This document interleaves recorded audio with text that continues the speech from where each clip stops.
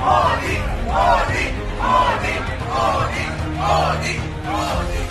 you have done a great service.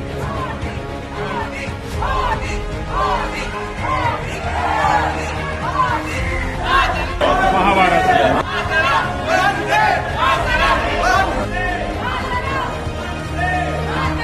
हजारों बार हज किए हुए लोग हैं, वो आज मोदी जी के लिए सर झुका करके अपनी पलके बिछा करके कुवैत में खड़े हुए थे और मोदी मोदी के नारे लगाए जा रहे थे। ऐसे नहीं चले भैया। रामायण और महाभारत अरबी में छप रही है और कन्वर्टेड मुस्लिम की चल रही है। का लग रहा है मिनी हिंदुस्तान उमड़ आया कि 1 by 1 इंडिया जो है वो सारे के सारे मिडिल ईस्ट को विन करने की कोशिश कर रहा है। वाह भाई वाह। भारत माता की जय के नारे लगाए जा रहे थे, हमारा तिरंगा झंडा सर्वप्रथम रखा गया था। इंडिया के प्राइम मिनिस्टर का ये विजिट एक सिग्निफिकेंट विजिट इसलिए कहा जा रहा है, यानी भारत का प्रधानमंत्री कोई जो के 43 सालों में इतने डेकेड्स के बाद मोदी साहब is the first prime minister of India जो कुवैत का विजिट कर रहे हैं। और नहीं तो क्या। पाकिस्तानियों, तुम्हारे दिल पर कैसे छुरियां चल रही है, बताओ ना हमें। कितनी बड़ी ये बेगैरती है, शर्म नहीं आती आप लोगों को? हमें आनंद लेना है तुम्हारी जलन का। शर्म नहीं आती आप लोगों को, बेशर्मो। सबके दिल में एक ही गूंज है, भारत माता की, भारत माता की। वाह मोदी जी वाह। कि अगर देखा जाए तो मुस्लिम जो है नंबर्स में ज्यादा है, लेकिन प्रमोट किसको दुनिया कर रही है? हिंदुइज्म को। और आज कुवैत ने भगवत गीता और रामायण को ट्रांसलेट किया है ताकि उनके स्कूल्स के अंदर जो है सनातन धर्म को प्रमोट किया जाए, बच्चों को भगवत गीता पढ़ाई जाए, वाह मोदी जी वाह।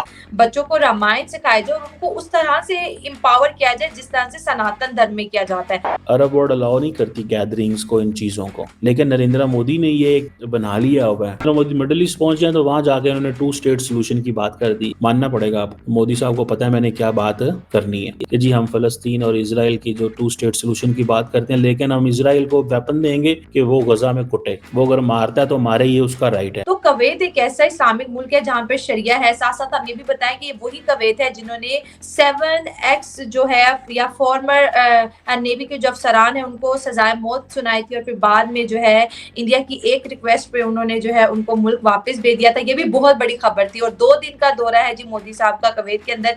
इसके ऊपर हमारे साथ एक बहुत ही खूबसूरत लेडी मौजूद है, one and only Nazia Ali Khan, इनको वेलकम कहते हैं। Thank you so much ma'am join करने के लिए। वंदे मातरम, भारत माता की जय, जय जगन्नाथ, हर हर महादेव, वालेकुम अस्सलाम रहमतुल्लाह अलैहि व बरकातहू।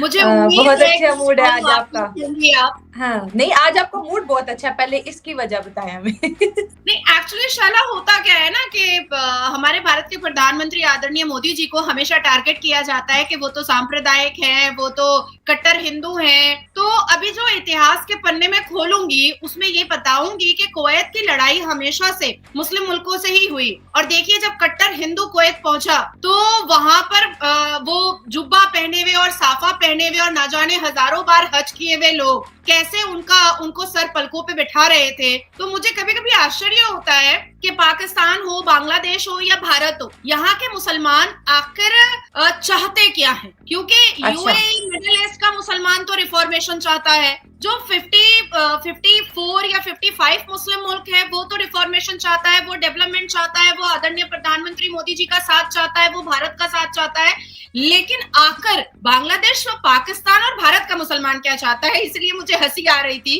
कि जिस भारत के मुसलमानों को अपने आप को सबसे ज्यादा खुशकिस्मत समझना चाहिए कि आदरणीय प्रधानमंत्री मोदी जी हमारे प्रधानमंत्री हैं, वही सबसे ज्यादा दिन रात कोसता रहता है हमारे मोदी जी को। और देखिए कुवैत के मुसलमान जो कट्टर मुसलमान है, जो पक्के मुसलमान है, जो अल कुरान के मानने वाले मुसलमान है, जो ला इलाहा इल्लल्लाह मुहम्मद रसूलुल्लाह का मीनिंग समझते हैं, तो अब मैं क्यों ना बोलूं कि जिन्ना ने जो आतंक स्टार्ट किया था उस आतंक की चिंगारी आज तक हमारे भारत के मुसलमान जो है वो सुलगा रहे हैं, बांग्लादेश के मुसलमान सुलगा रहे हैं, पाकिस्तान के मुसलमान सुलगा रहे हैं। ये सब जिन्ना के मुसलमान पाले हुए हैं। क्योंकि जो कुवैत है, जो साफा पहनते हैं, वो तो कई बार हज करते हैं तब उनको साफा मिलता है, जो हाफिज कुरान होते हैं तब उनको साफा मिलता है। एवे ही तो साफा नहीं मिल जाता किसी को, ऐसे ही एवे ही तो जुब्बा नहीं मिल जाता किसी को। तो जो हजारों बार हज किए हुए लोग हैं वो आज मोदी जी के लिए सर झुका करके अपनी पलकें बिछा करके कुवैत में खड़े हुए थे और मोदी मोदी के नारे लगाए जा रहे थे, भारत माता की जय के नारे लगाए जा रहे थे, हमारा तिरंगा झंडा सर्वप्रथम रखा गया था, तो मुझे एहसास कमतरी होती है, मुझे बुरा लगता है, मुझे बहुत दुख तकलीफ पहुंचती है कि जिस भारत के मुसलमानों को सबसे ज्यादा खुश होना चाहिए था, वो भारत का मुसलमान हर रोज आदरणीय प्रधानमंत्री मोदी जी को कोसता रहता है। सही हो गया। लेकिन जैसे आपने इसको मुस्लिम से जोड़ा, अगर हम बात करें तो एक वक्त था जब पाकिस्तान का मुस्लिम वर्ल्ड के साथ कनेक्शन बड़ा स्ट्रॉन्ग था, तो इंडिया एक बहुत ऐसा लगता था कि कभी भी मतलब कश्मीर को लेके हमारी स्ट्रेटेजी भी यही थी कि भारत कभी मुस्लिम वर्ल्ड के करीब न है, तभी तो OIC जो है बनाई गई और OIC में कश्मीर का मुद्दा उठाया गया। लेकिन जैसे आपने बोला कि कुवैत एक मुस्लिम कंट्री है, बड़ा रिच कंट्री है, ऑयल इसके पास बहुत ज्यादा जो है इसके रिसोर्सेज है, बहुत ज्यादा इंडियन कुवैत के अंदर जाके अपनी सर्विसेज देते हुए दिखाई देते हैं। तो मैम ये जो 43 इयर्स का जो गैप था, ये गैप क्यों था और अब जो है आपको क्या लगता है ऐसा कौन सा प्लान है जिसको लेके मोदी साहब वहां पर गए हैं और ऐसी कौन सी नई डेवलपमेंट आने वाली है, या फिर हो सकता है कि वो जो एक प्रेशर है मुस्लिम वर्ल्ड का या मिडिल ईस्ट का वो मोदी साहब खत्म करते हुए दिखाई दे रहे हैं, क्योंकि ये दौरा बहुत इंपॉर्टेंट माना जा रहा है। जिस तरह से वार्मली वेलकम किया गया मोदी साहब को, जिस तरह से उनके जो जेस्चर थे वो बता रहे थे कि इसके बाद कुछ बहुत बड़ा होने जा रहा है। हाँ, आपने एक साथ शैला बहुत सारे सवाल कर दिए हैं, सारे सवालों का जवाब पूरे धैर्य के साथ सुनिएगा। सबसे पहले तो मैं कुवैत के नागरिक को और कुवैत के सभी लोगों को बहुत बहुत मुबारकबाद दूंगी कि उनकी सरजमीन पर आदरणीय प्रधानमंत्री जो भगवान राम के भक्त हैं, जो हनुमान जी के भक्त हैं, जो श्रीमद् भगवत गीता के अध्याय पढ़ करके एक कट्टर हिंदू हैं, उनके कुवैत की सरजमीन पर उन्होंने अपना कदम रखा है, अपने चरण रखे हैं।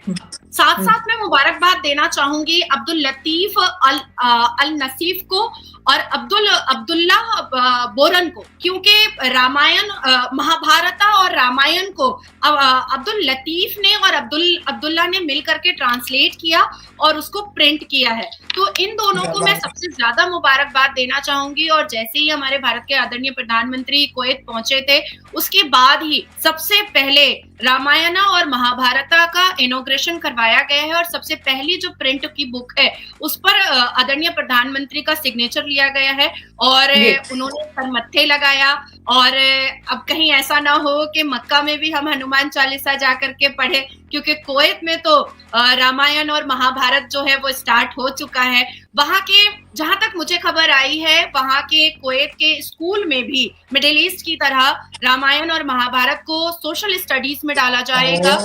और जैसे मिडिल ईस्ट में श्रीमद् भगवत गीता को सोशल स्टडीज में डाला गया है, उसी तरीके से कुवैत भी अपने सोशल स्टडीज में उसको डालेगा। अब आती है बात कि आपने कहा कि एक प्रेशर है, 43 इयर्स कुवैत से ना मिलना, ये भारत की सरकार की सबसे बड़ी खामी थी, सबसे बड़ी मतलब मैं उसको बुराई बोलूंगी, क्योंकि जब कोई देश बहुत स्ट्रांग होता है, वहां के लोग बहुत स्ट्रांग होते हैं, तो अपने देश को और भी ज्यादा हाइट पर लेकर आने के लिए उसके बिजनेस को, उसके ट्रीटी को, उसके बायलैटरल रिलेशनशिप को बहुत ज्यादा स्ट्रांग करने के लिए हमें मुस्लिम देश या क्रिश्चियन देश या यहूदी देश नहीं देखना चाहिए, बल्कि अपने देश की उठान को देखना चाहिए, अपने देश को इनहैंस करने का तरीका देखना चाहिए।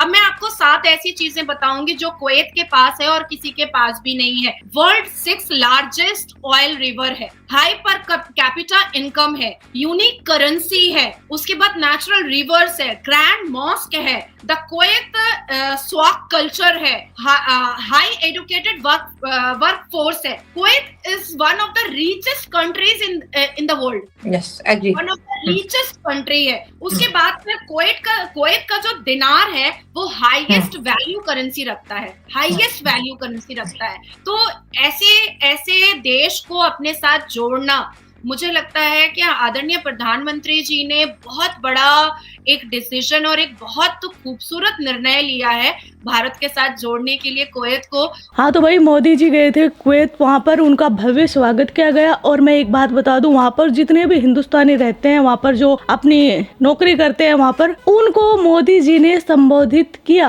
अब आप पूछेंगे इसमें नया क्या है, क्योंकि किसी भी नेता को वहाँ पर ऐसा करने का अलाउ नहीं है कुवैत में, लेकिन मोदी जी ठहरे मोदी जी, जलवा है उनका। ऐसा कोई काम जो पूरी दुनिया में इम्पॉसिबल हो, वो मोदी जी है तो मुमकिन है। वाह भाई वाह।